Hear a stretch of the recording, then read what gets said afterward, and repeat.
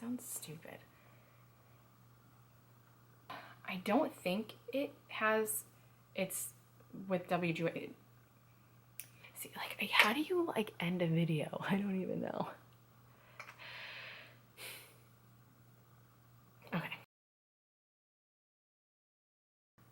Hey guys, I'm back for a little update for you. So since I last saw you, I did my unboxing of my Student Success Kit, and before that it was, I think, my orientation video. So now I am about a month into my classes, and my camera came in, so I was able to take my 2 tests that I needed to take, and it was the Foundational Perspectives of Education and the Health, Fitness, and Wellness, and I passed both of them.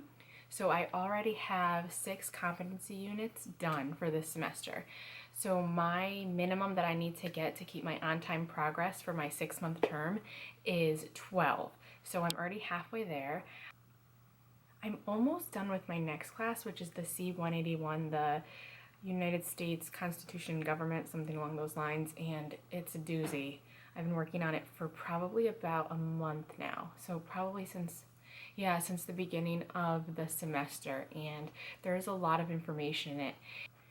And I'm in a lot of the Facebook groups, so a lot of people go on there and they kind of tell you like what to expect with it, and they were all right. It's a lot of content. It's kind of a pain, but it's actually kind of interesting because it's a lot of things that have to do with our government that really we should know as like citizens of the United States, so it's pretty cool. I'm almost done with that. I have one more chapter to do, and then I'm going to take my pre-assessment this week, and hopefully if I do well on that, I will go and just jump right into my actual assessment. I also told you in my orientation video that I would tell you about the last 2 calls with my student mentor. So I had the last 2 calls before officially starting, which were 15-minute calls, and it was basically just the same thing. I don't know why they split it up into 4 different calls when you can just kind of do it all at one time.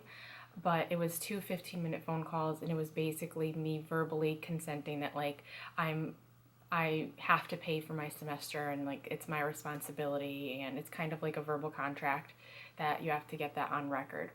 So that was it for that. She went over what's expected of me again, like very repetitious, and that was that for the phone calls. So now with my student mentor, I'll have a phone call every week. So we have phone calls every week, the same time every week, and those literally are maybe 5-10 minutes.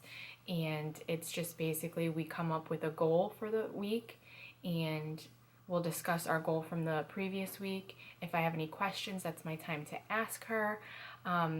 So basically those are just straightforward. I think those phone calls are just more so for the school to know that you are keeping on track, you are participating, and all of that stuff. So those are those 2 phone calls.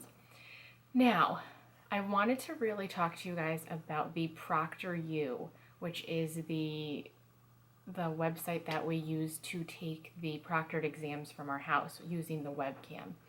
So I showed you guys the webcam in the unboxing video, and that just plugs right into your computer. Once you go into your coursework, there will be an assessments tab, and you click on that, and it basically just tells you how to go through to start your assessment. So I'll tell you guys my story about that. It was a little frustrating. So I did the pre-exam, which is kind of just you go in and you start an exam like you normally would, but it's just to make sure that you have like the right study area and all that. So I went and I did that, and I was just going to immediately take my exam after, because you can schedule your exam or you can just take it whenever you want. So you can schedule it and have to be there at that certain time, or when you're ready you can just sign on and hit take exam now. So I figured I would just take my exam, my first exam, right after that. So I was doing the practice test, and they literally make you show every corner of the room that you're in. And I take my test in my basement. This is my basement, and it's huge. So there's like, it's interesting because some of the proctors, I'll explain that to you as I go, expect different things out of your workspace. So the ones I've taken 2 actual assessments and then 1 of the practice ones, just to make those proctored. And I also just want to mention that the pre-assessments that you have to take for each course, those are not proctored. Those you don't need your webcam for. You can take that as at your leisure anywhere you want. You don't need to have your camera for the pre-assessments. Now, the practice assessment I'm talking about is just so you can get used to using the Proctored and that website. So I basically have this little section of my basement where it's a larger desk, and I have a whole bunch of tubs under there just full of like a lot of scrapbooking stuff and just random stuff, and it's all neatly organized and everything. So with the Proctored exam, they make you show all four corners of your room with the camera. They make you, for my practice one, they made me show the whole top of my desk to make sure nothing was there, and they made me show underneath my desk.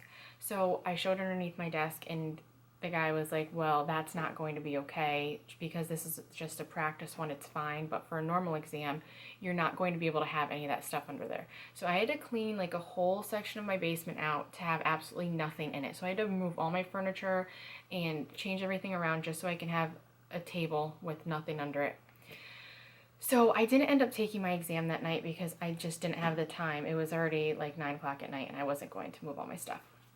So the next day I rearranged everything to take my exam, and I took it, and my proctor didn't even ask to look underneath my desk. So I was like, are you kidding me? Like all of that for nothing. But at the same time, I never know who I'm going to get for my proctor, so the next one might want to look under my desk. So that one, she didn't really care. It was really quick. I did my exam, passed.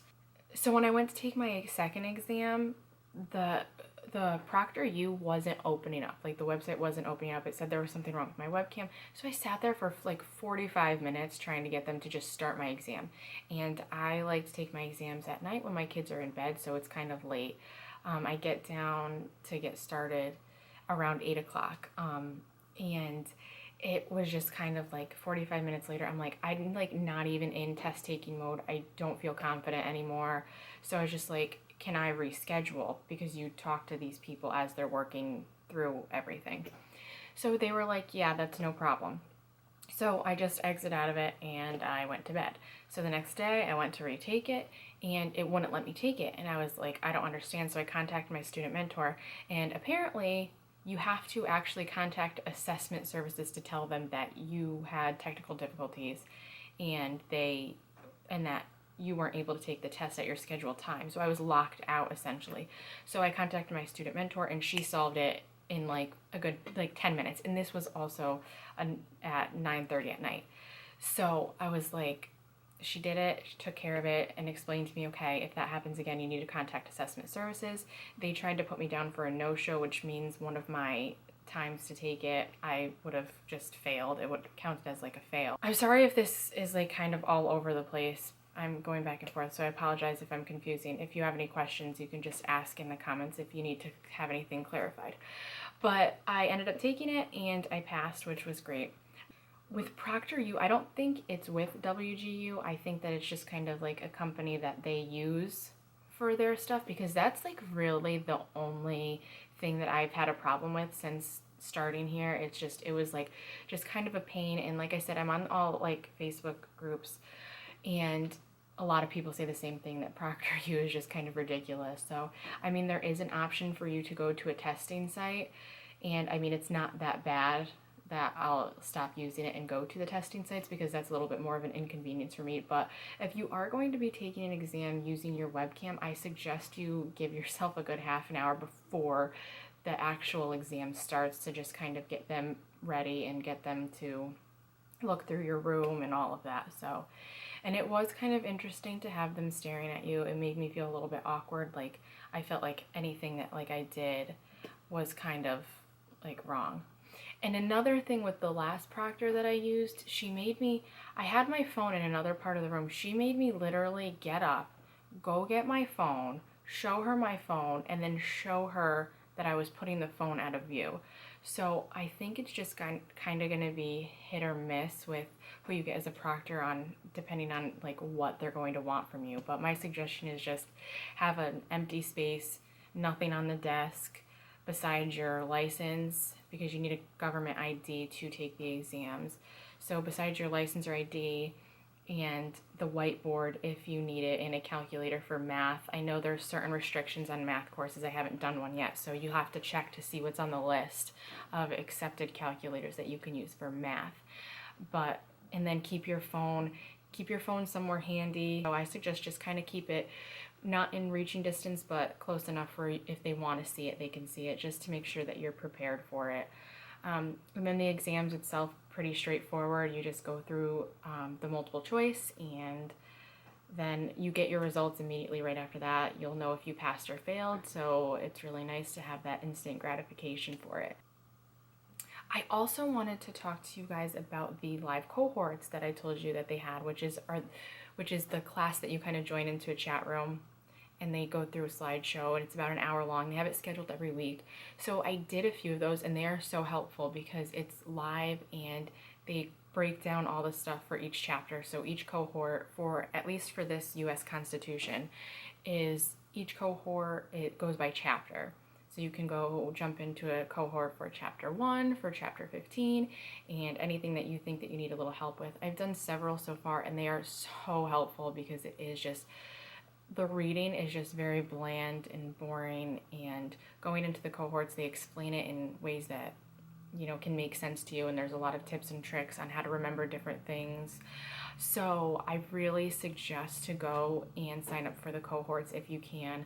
A lot of them, you can just sign up for them and they'll send you the actual video even if you can't make it. So like for the Math for Elementary Educators 1, I haven't even started that course yet, but I did go in and sign up for the cohorts for it, so that way I'm getting emails. So I have like 10 emails from them of videos of all the chapters, so I can just watch those at my leisure, which isn't as good as going to them live because you can't specifically ask questions. But I mean, these are all ongoing. It's not like once there's one you miss it. They have a schedule, and you just kind of have to look at the schedule to see what will fit best for you. Like I said, I only have 2 more classes to hit my on-time progress, and I have, I think, 22 weeks left of my semester. So my goal is to complete 6 courses a semester, so I'll finish in 2.5 years. It just works out best that way because I am a stay-at-home mom, and my son will be starting kindergarten in about 2.5 years, and I don't want to really accelerate any quicker than that, because if I do, then I'll have to be putting him into daycare, and that's just not really what I want. So I think that 6 courses a semester is going to be good for me. There are people who have finished 12 classes in a semester, and I just don't want to overload myself with that.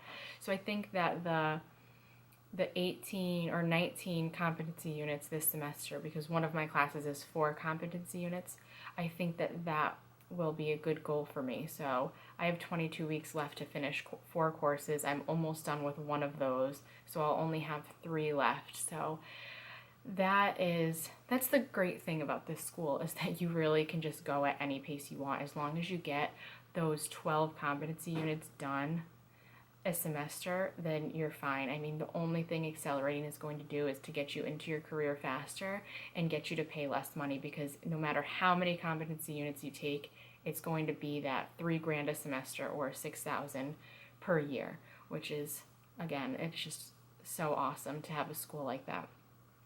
But if you guys have any questions, feel free to ask me. I am by no means an expert. Like I said, I just got started August 1st, so I'm still learning myself. But if I can help anybody with anything, please feel free to let me know. And if you guys are enjoying these videos, please hit the subscribe button so you can see when I put out new videos. I'm going to try to do them every few weeks. I don't know how exciting they'll be in the coming weeks, because it's probably going to be very monotonous of just finishing classes and going through this, but anything that I can do to help you guys, I would love to do, so just let me know. Thank you guys for watching my videos.